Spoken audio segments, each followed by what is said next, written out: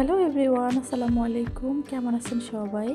আজকে হচ্ছে আয়ানের সুন্নতে খাতনার অনুষ্ঠান করা হলো ঘরোয়াভাবে। ওর জন্মদিন ছিল হচ্ছে 29শে ডিসেম্বর। তো 30শে ডিসেম্বর ওর সুন্নতে খাতনার যে ঘরোয়া অনুষ্ঠান করব সেটার ডেট ছিল। তো সেই জন্য ভাবলাম যে জন্মদিনও ওই একই দিনে করা হবে। পুরোটা ভিডিও একসাথে দিলে অনেক বড় হয়ে যাবে। তো তার জন্য আমি প্রত্যেকটা বিষয় আলাদা আলাদাভাবেই তুলে ধরলাম। দুপুরে খাওয়া দাওয়া শেষ। আজকে যেহেতু অনেক কাজ ছিল, সেজন্য বিকেলের যে জন্মদিনের অনুষ্ঠান সেখানে আর বেশি কিছু করা হলো না। কালকে রাত্রে একটা কেক বানিয়ে রাখছিলাম ওর জন্য, আর আজকে পায়েস রান্না করলাম। আর কোনো কিছু করার মতো সুযোগ ছিল না, কারণ আজকে সারাদিন অনেক কাজ ছিল। তো সব কিছু যেহেতু একসাথেই, সেজন্য আর এখানে বেশি কিছু আয়োজন করতে পারি নাই। চকলেট কেক ওর খুব পছন্দ, আর ওইটা মাথায় রেখে ওর জন্য চকলেট কেক বানালাম। আর চকলেট কেক আমি এই ফার্স্ট টাইম ট্রাই করলাম। আমি যেরকমটা করতে চেয়েছি মাশাআল্লাহ ওই রকমই হয়েছে। যেহেতু খুব কষ্ট করে বানিয়েছি, আর বানানোর পরে আমার কাছে খুবই ভালো লাগছে। কেকটা আপনাদের কাছে কেমন লাগলো অবশ্যই কমেন্ট করে জানাবেন। এদিকে আয়ানকে আমি পাঞ্জাবিটা চেঞ্জ করে দিব।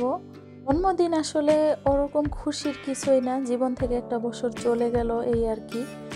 আগে খুবই আনন্দ লাগতো, যেদিন জন্মদিন ওই দিনটা খুবই স্পেশাল মনে হতো। এখন যখন থেকে বুঝতে শিখেছি তখন থেকে মনে হয় যেন জন্মদিন একটু দেরিতেই আসুক। আয়ান তো এখনো অনেক ছোট, যখন বুঝতে শিখবে তখন আর এই আনন্দটা লাগবে না।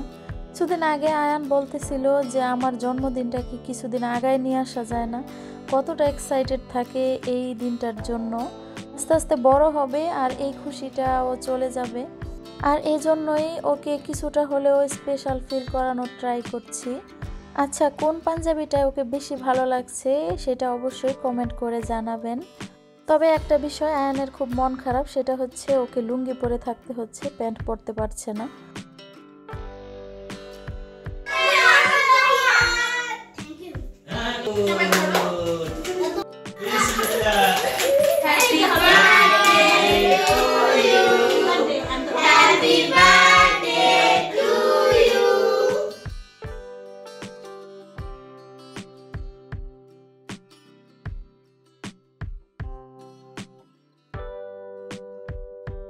এদিকে তো বাচ্চারা স্নো স্প্রে দিয়ে একদম বরফের দেশ বানিয়ে ফেলছে, আর একজন করেছে তার জন্য হচ্ছে সবাই মিলে করবে। তো যাই হোক, এদিকে আয়নের বাবাকে একদম স্প্রে দিয়ে চোখ টোক ভরে ফেলছে।